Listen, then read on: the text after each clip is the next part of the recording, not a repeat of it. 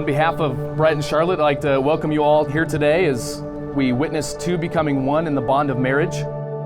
They became friends through church, both attended Wadsworth High School as well as the University of Akron, and eventually began working together in the financial aid office.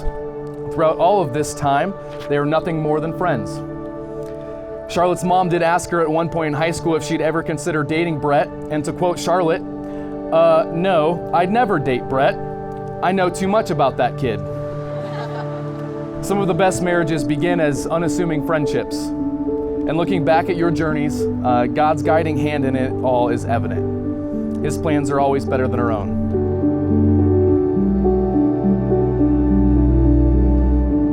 We are finally here. It's our wedding day. It has been such a long journey filled with many highs and many lows. Thank you for loving me through every season of life so far. I am so proud of the man you have become. Somehow the goofy youth group kid I swore I would never date turned into the man that I would marry. I love your tender heart, your desire to serve God and others, and your drive to always be a better person. You continue to amaze me with every challenge that we face. Life is going to continue to give us challenges, but I am so thankful God gave me someone to go through life with.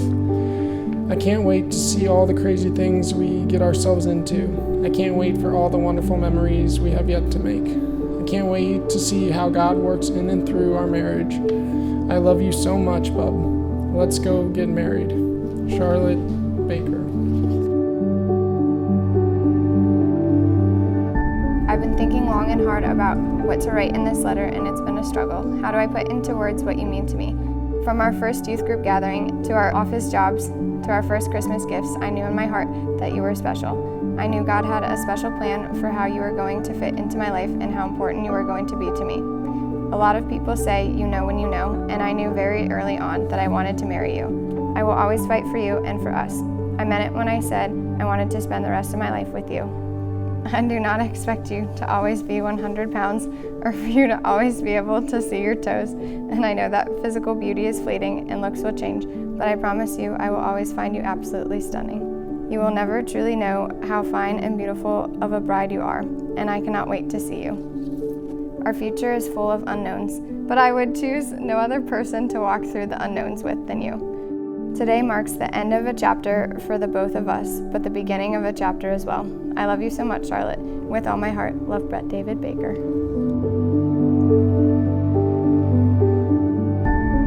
By the power vested in me, by the Church of our Lord Jesus Christ, and by the state of Ohio, I now pronounce you as husband and wife. Bret, you may kiss your bride. I am pleased to present to you for the very first time, Mr. and Mrs. Bret David Baker.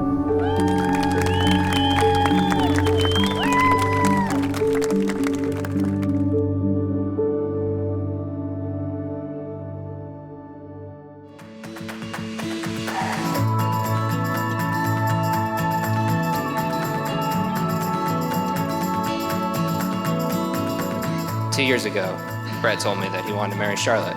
I didn't know how seriously to take him. They were 20, they hadn't been dating that long. But it's 2 years later and they just got married, so I guess he proved me wrong. I wish the best for Bret and Charlotte and pray that God blesses and always has a hand on their marriage. I'm very happy to be part of this day. Let's give it up for the bride and groom.